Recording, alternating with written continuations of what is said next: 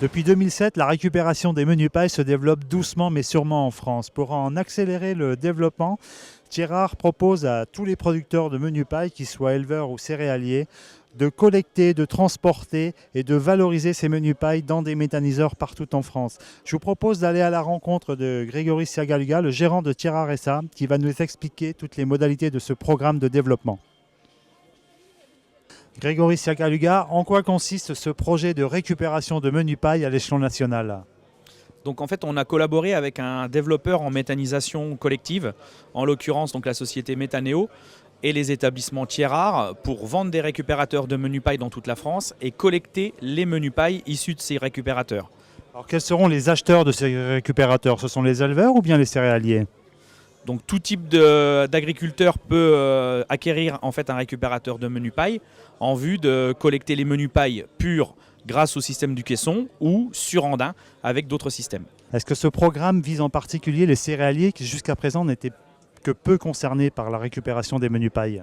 Un céréalier peut investir dans un récupérateur de menus pailles, exporter ses menus pailles du champ et donc ses petites graines et ses mauvaises herbes, les déposer au bout du champ et ensuite nous leur proposons, grâce à cette collaboration, des contrats sur 5 ou 10 ans pour acheter la menu paille en vrac au bout du champ, voire presser même également. Quel sera l'intérêt économique en fait pour les céréaliers de récupérer les menus pailles ? C'est une nouvelle source de revenus et un nouveau chiffre d'affaires possible sur les fermes avec la revente de ces menus pailles soit purs, soit sur la paille. Quel sera le circuit emprunté par les menus pailles à la sortie du champ ?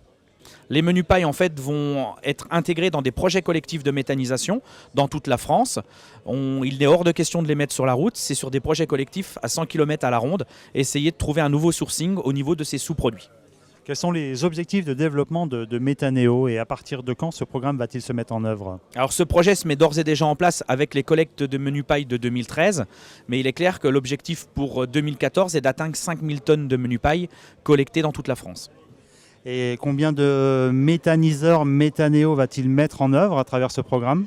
Donc Méthanéo a développé déjà 5 méthaniseurs en France et il y a un objectif de 16 méthaniseurs à court terme qui vont avoir besoin de cette fameuse menu paille. Où en est le développement de la récupération des menus pailles chez les éleveurs, une cible importante également ? Beaucoup d'éleveurs avaient déjà adhéré à notre projet collecte des menus pailles en utilisant les menus pailles en litière, en nourriture animale et en méthanisation aussi dans leur propre ferme. Est-ce qu'il y a encore un gros potentiel de développement chez les éleveurs ? Il y a un gros potentiel évidemment de développement puisque aujourd'hui nous avons vendu en moyenne une centaine de récupérateurs de menus pailles alors qu'il y a 90 000 moisebats en France.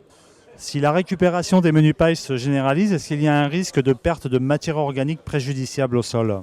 Donc les menus pailles ont un impact agronomique mais 2 fois moindre que la paille. Donc l'export des menus pailles doit être maîtrisé et doit être mesuré sur certains sols pour éviter de l'appauvrir.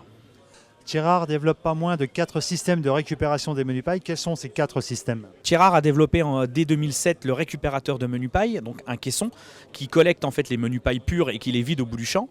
Ensuite, nous avons développé une turbine à double étage permettant de déposer les menus pailles sur andin, mais pour des modèles de moissonneuses-batteuses limités à 5-6 mètres de coupe.